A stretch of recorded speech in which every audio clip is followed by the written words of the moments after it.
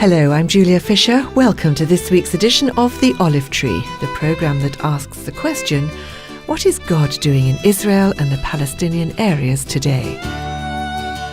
A couple of weeks ago we heard from Evan Thomas, a Messianic Jewish pastor of a congregation called Beit Asaph in Netanya, a town just north of Tel Aviv in Israel. He described then his heart's desire for reconciliation between Jewish and Arab believers and how he is working tirelessly to see this realised.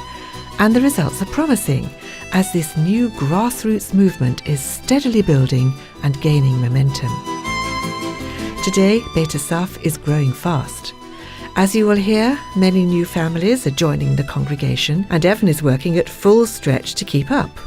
Here he describes how, during the past 30 years, something mysterious has been happening, as thousands upon thousands of Jewish people have been leaving their homes in the various nations of the world to resettle in Israel, joining those who came in waves after the Holocaust in the 1940s. So, I asked Evan, is the return or restoration of the Jews to their ancient homeland an act of God or a political Zionist movement? He begins by explaining what is meant by restoration theology. Restoration theology is that total belief that the restoration of the state of Israel and a homeland for the Jewish people is a thing that has been brought about by God's intervention, despite the fact that the secular Zionist movement was a nationalistic movement. It came out of secular Jewish nationalism in Europe, and is one of the reasons why it's been very, very difficult, for example, for Palestinian Arab Christians to accept the concept of a restoration theology because of its roots being nationalistic and secular. Yet when we look at the restoration passages of Jeremiah 31 is a classic piece, and Ezekiel 36, 37, those passages are the classics we know about where God will restore the Jewish people to their land and renew their hearts. And when you look at those things, then you realize God is bigger than nationalistic movements and so on. And so we do see this as a thing of God. The other aspect of it is no doubt in anybody's minds that the work of restoration of the believing community amongst the Jews in Israel and around the world is also an act of God.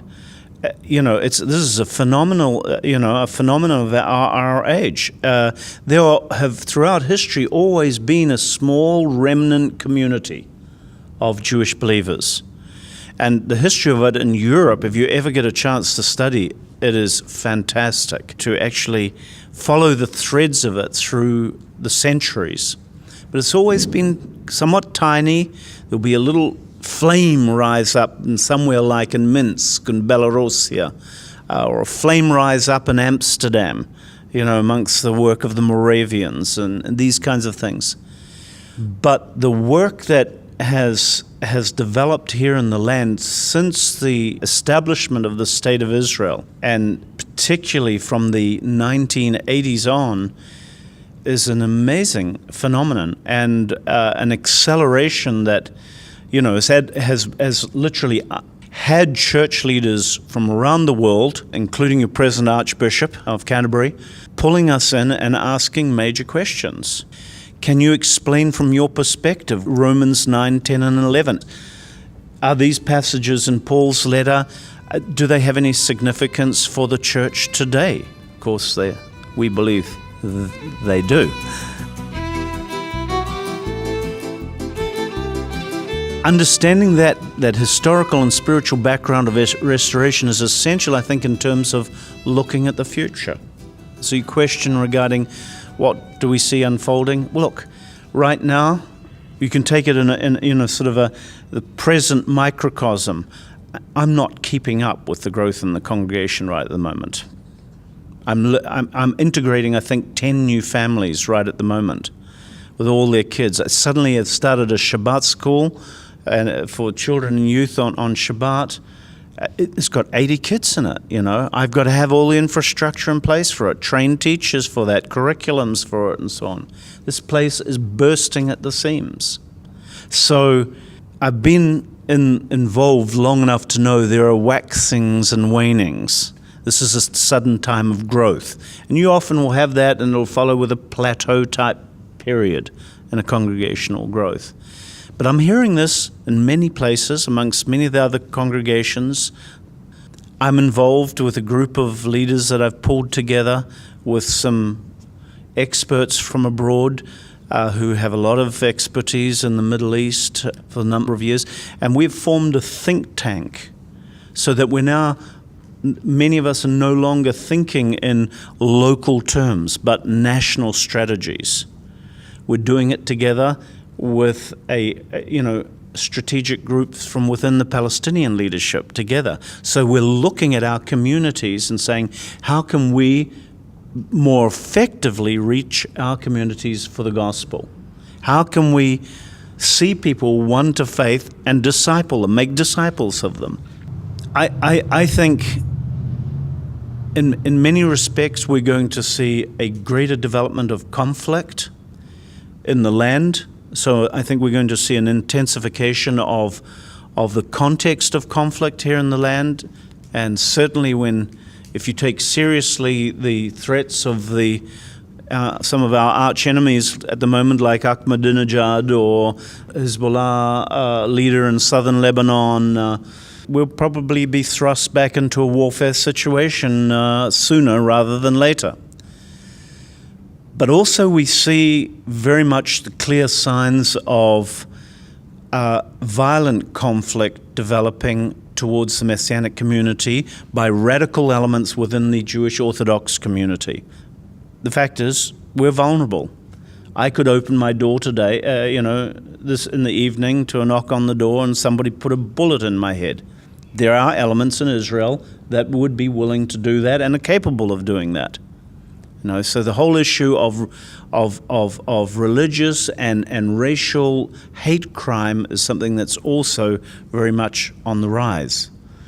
And Messianic community is one of the targets for that. And we've been warned by the police, by security elements in the government and so on. But why should we be surprised? And that's how we're treating it. We are trying to be wise and careful.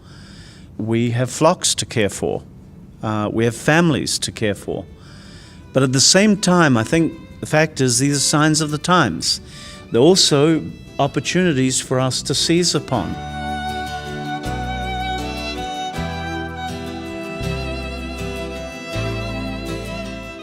Marla and I were at a wedding in the Messianic community up on the Carmel last night. Hundreds of people there, and we're sitting at a table with numbers of secular Israelis that were friends of the family and so on. We spent the whole evening over a fine meal just talking about the faith. And all the questions were all initiated by those around the table. The opportunities where people are hungry, they're searching. So within the hostility, there's a great deal of people that are really, really searching for something, a faith that is beyond the religious trappings and so forth that they had long ago got quite burnt out about.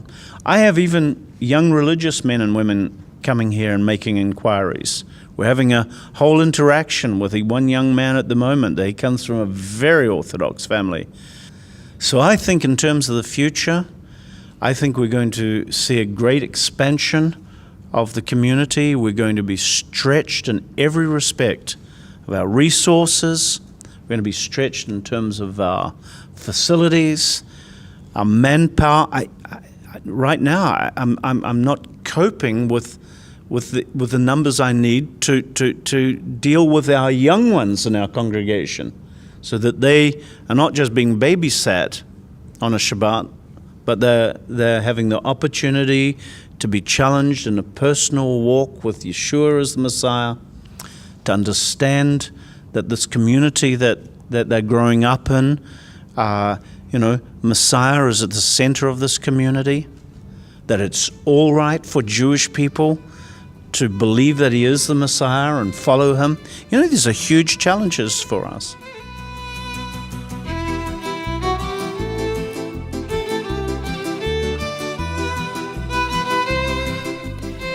Evan Thomas, a Messianic Jewish pastor of a congregation called Beit Asaph in Netanya, a town just north of Tel Aviv in Israel. You're listening to The Olive Tree with me, Julia Fisher. Throughout this series of programmes, I'm asking one simple question.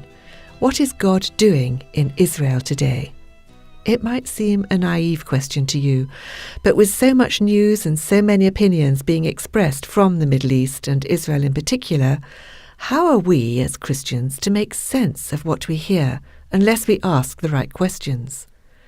And that leads to another question. If God has restored Israel, as Evan has been suggesting on today's programme, what should be our attitude? And how does God want us involved? Well, that's where the Olive Tree Reconciliation Fund comes in, a charity started in September 2008, based on the belief that God is not only restoring Israel physically, but he's also restoring Israel spiritually, and his heart is for unity between believers, Jews and non-Jews together. One body, one flock with one shepherd, to quote the words of Jesus himself. And perhaps the greatest challenge to this unity is for Jew and Arab to be reconciled to each other, despite the politics and conflict on the ground. I travel to Israel regularly and meet the believers there, Jews and Arabs, and I can tell you they need our help, our prayers, and our understanding. Their needs are enormous, and maybe the time is short.